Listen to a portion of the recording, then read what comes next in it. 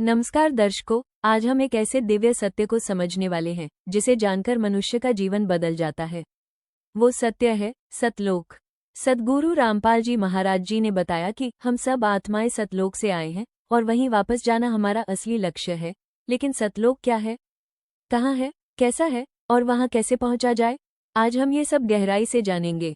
Video अंत तक जरूर देखें, आपके जीवन का उद्देश्य स्पष्ट हो जाएगा। 1. सतलोक क्या है? सबसे पहले समझिए, सतलोक एक ऐसा दिव्य लोक है जहां कभी कोई नहीं मरता, जहां जन्म नहीं, रोग नहीं, दुख नहीं, मोह नहीं, भूख प्यास नहीं। वहां केवल शांति है, केवल आनंद है, केवल अमर सुख है। वहां का शरीर सफेद दिव्य प्रकाश का, बिना हड्डी मांस के, बिना बुढ़ापे के, बिना कष्ट के। वहां के महल स्वर्णिम नहीं, प्रकाश के बने होते हैं, उन पर धूल नहीं जमती। वहां रात नहीं होती, अंधकार नहीं होता। वहां पेड़ पौधे, नदियां, कमल सब दिव्य प्रकाश से बने हैं। प्रकाश इतना कोमल कि देखने में स्वर्ग भी फीका लग जाए। और सतलोक के सिंहासन पर परमेश्वर कबीर साहिब विराजमान है। 2. सतलोक कहाँ स्थित है? संत रामपाल जी महाराज बताते हैं, जिस लोक में हम आज रहते हैं ये काल ब्रह्म का बनाया हुआ है। इसमें 21 ब्रह्मांड है और हर ब्रह्मांड में 14 लोक हैं। इन सबसे ऊपर, अनगिनत लोकों के पार, काल लोक की सीमाओं से बाहर स्थित है। उंगली से दाहिनी ओर इशारा सतलोक ये सृष्टि का सबसे ऊंचा और सर्वश्रेष्ठ लोक है। वहां का वातावरण शांत, स्थिर, अमर, पूर्ण दिव्यता से भरा हुआ। वहां न कोई ग्रह पड़ता है, न तारे बुझते हैं, न कोई जीव मरता है। क्यों जाना चाहिए? मनुष्य शरीर हमें यूं ही नहीं मिला। इसका एकमात्र उद्देश्य है उंगली से दाहिनी ओर इशारा सतलोक वापस जाना। क्योंकि यहाँ का जीवन अस्थायी है, नश्वर है, दुखों से घिरा है, बीमारी, तनाव, संघर्ष से भरा है। हमारा असली घर यही संसार नहीं है। आत्मा यहाँ आए तो गलत रास्ते से, इसलिए फंस गई।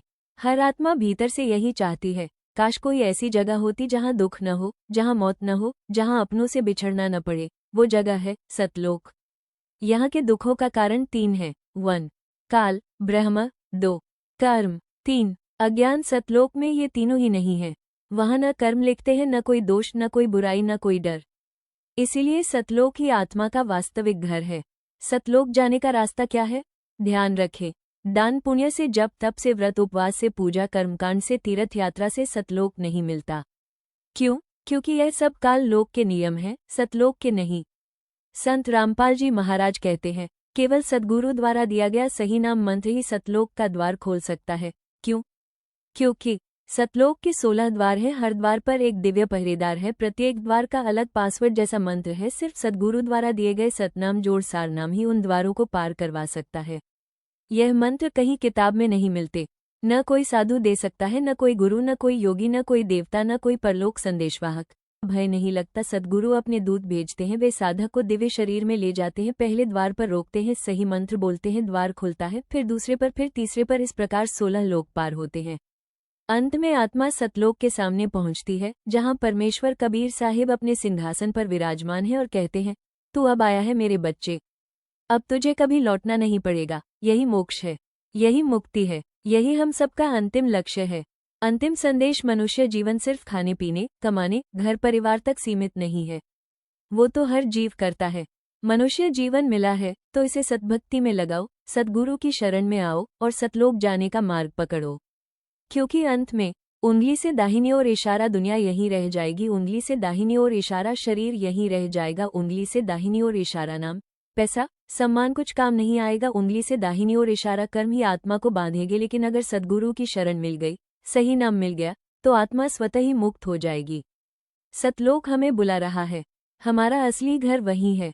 बस एक कदम सद्गुरु की ओर बढ़ाइए, रास्ता स्वयं खुल जाएगा। धन्यवाद हो महान संत रामपाल जी महाराज जी, आप जी का, जिन्होंने काल निरंजन ओम के षड्यंत्र को हम जीवों के सामने उजागर किया और उस शाश्वत स्थान को बता जिसके विषय में गीता अध्याय 18 श्लोक 62 कहा गया है। कोटि कोटि प्रणाम सद्गुरुदेव जी, आप जी के चरण कमलों में। सत साहिब जी।